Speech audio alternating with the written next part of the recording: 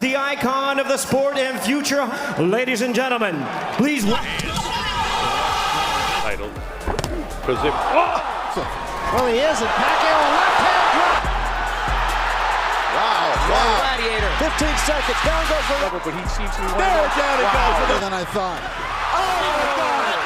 The family. He's in trouble and down. beautiful counter shot by Pacquiao. Pasang in this round. Ito na naman. Goodbye. And that's it. It's over.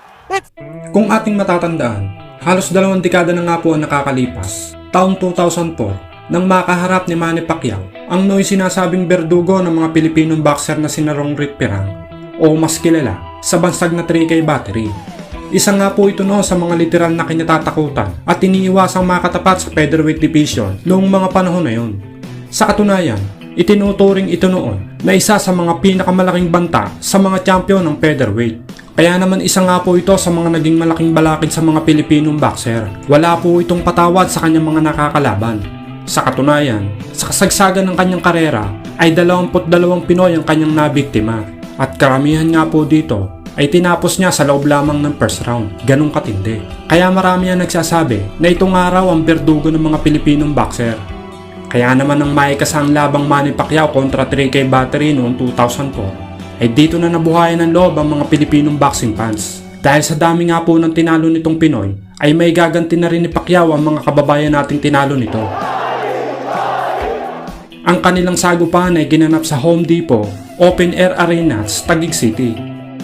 Sa labang ito ay paglalabanan nila ang Featherweight Title Eliminator at ang Ring Magazine Featherweight Title. Sa magiging laban, si Pirang ay may record na 44 wins, 32 knockouts at may 3 talo. Habang si Manny Pacquiao ay may record naman 38 wins, 27 knockouts at may 2 talo lamang. Bago ang laban nila ni Pacquiao ay na-interview sa isang TV show itong si Pirang.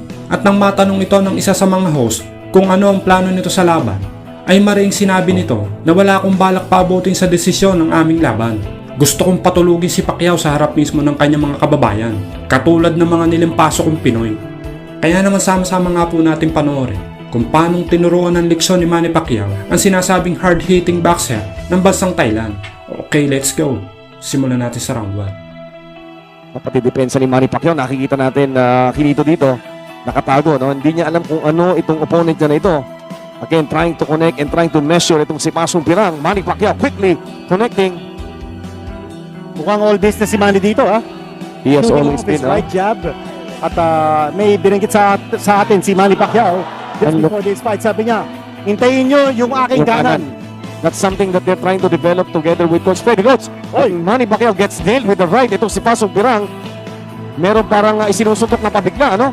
But Manny, nainis yata sa suntok na ibinigay sa kanya. Mukha yata nagalit si Manny. Ito na. And Pasong Manny Pirang Pacquiao gets on the tagged attack. by that right, Kinito. That right is hurting ito si Pasong Pirang. Hindi niya alam kung anong sinusuntok niya. Well, parang groggy na ito si Pasang, no? Very, very early in this fight. Manny Pacquiao has unloaded some of his bombs. Pero si Pasang kanina, nakatama din ng isang matinding suntok. Hindi nakakasigurado dito si Manny Pacquiao. Tabi yung left na yung kanyang kanan na pinanjab niya, no? Basic na basic yan, sumasabay doon sa kanyang pag-step. And Manny Pacquiao now getting a measure of Pasong Pirang. Now trying to go to his midsection itong si Pasong Pirang. Well, kita-kita natin dito, no? Manny's all business at saka ang atake niya. Very, very concentrated. Hindi siya masyadong gumagalaw in terms of his footwork. Wala siya masyadong footwork dito. He's letting his fists do the talking sa laban na ito with 1:25 to go. Ito, that's a slip. That's a slip. And Freddy Estrella calls it wisely. It's a slip. Ito pong si Pasong Pirang lost his footing. Pag-atake nito si Manny Pacquiao. Manny now, again, trying to bounce, trying to use that right, trying to set up ito si Pasong Pirang, but Pirang counters with the left right. Mabigat yung kanan na jab ni Manny Pacquiao. No? That's a setup jab for his left hand. Parang hindi makuha ni Manny pa yung distansya ng kanyang suntok dahil ito si Pasong Pirang pumapasok din eh.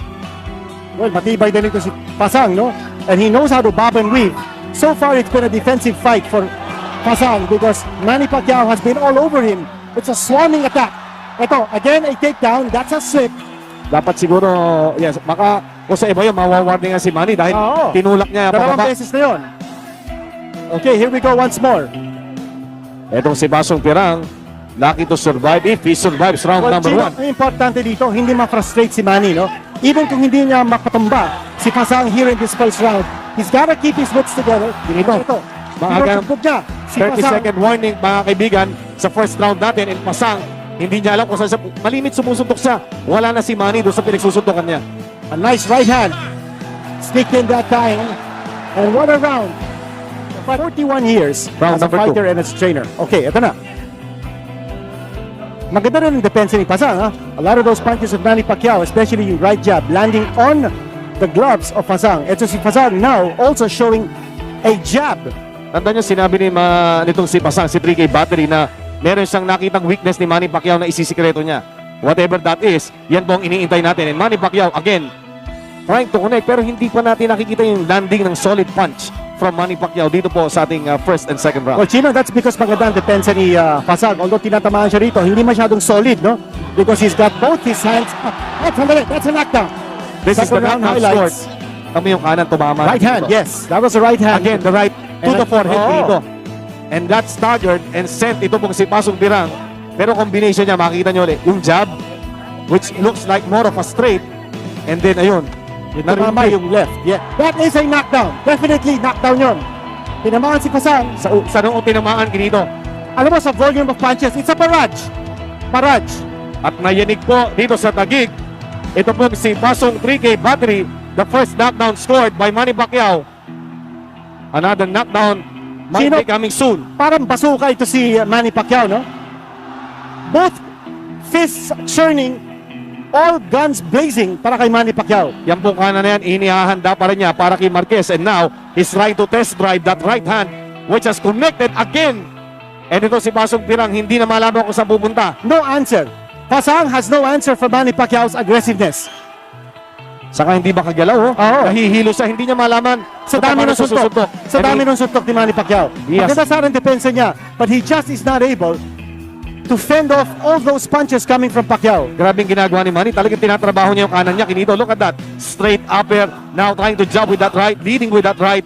And nailing him with that left. Yan po si Pasong Pirang. Already a knockdown has been scored in the second round. Parang hinahanap dito ni Manny is a one-punch knockout. And so far, hindi pa siya makapag-landing ng isang matinding suntok to put him down for good. Now, isang beses na bumagsak si Fasang, but Fasang is still standing. He's still fighting back. Whoa! Leading with the right. Yan yung artillery ni Manny Pacquiao. And The Pasong arsenal. Pirang is in trouble. Kinito, this guy is in trouble. He's trying to back off. Paiwas-iwas na lang ito si Fasang.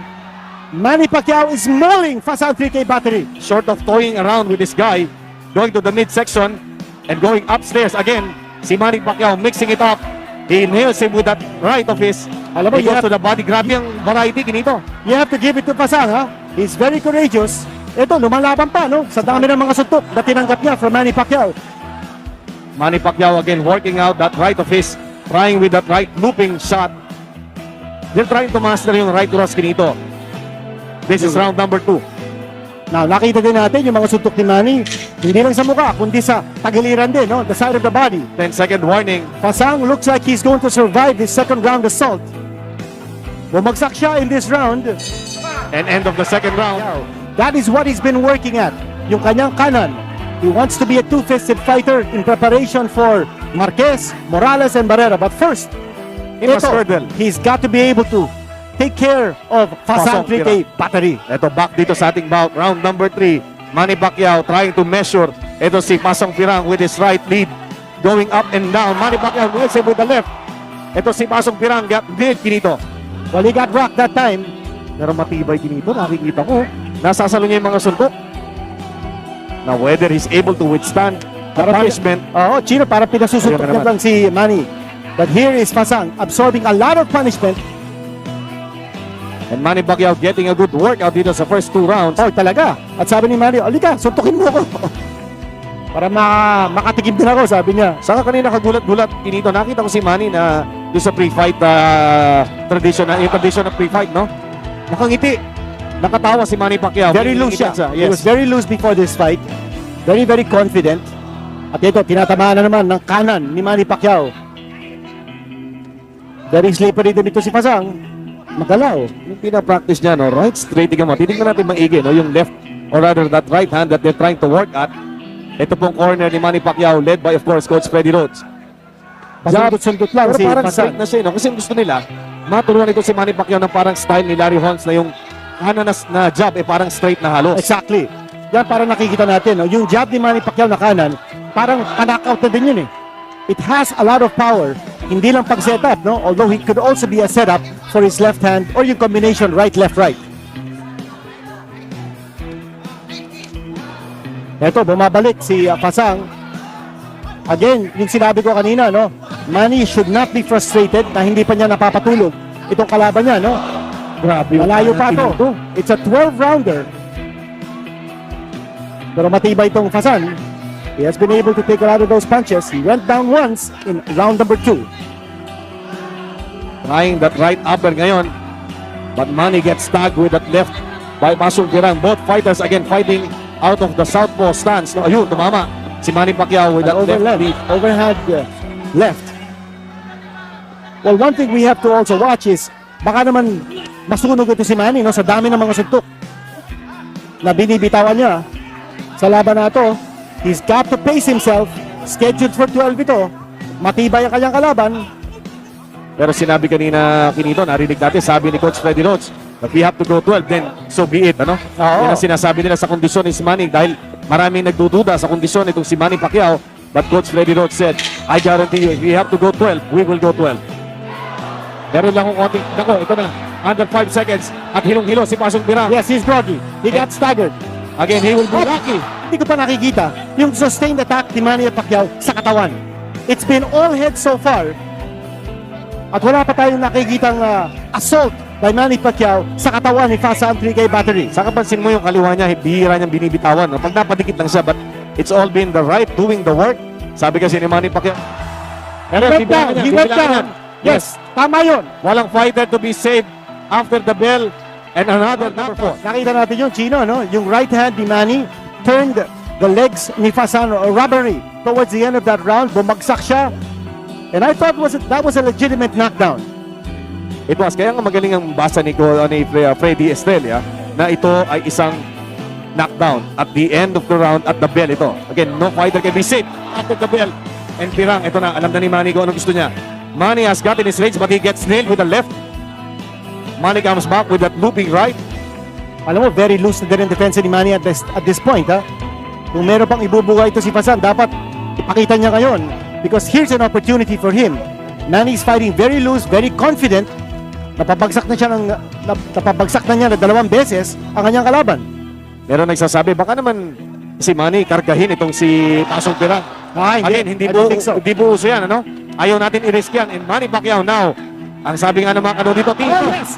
What punch? Pacquiao is the second of 4 children. Ito, panurin natin. Takini ito nung Kaliwa. tinago niya ng kanan and then the upper of that left that sent itong Pasong Pirang kissing the canvas. At ito na naman. Ito na naman. Grabe ang ganda kinito.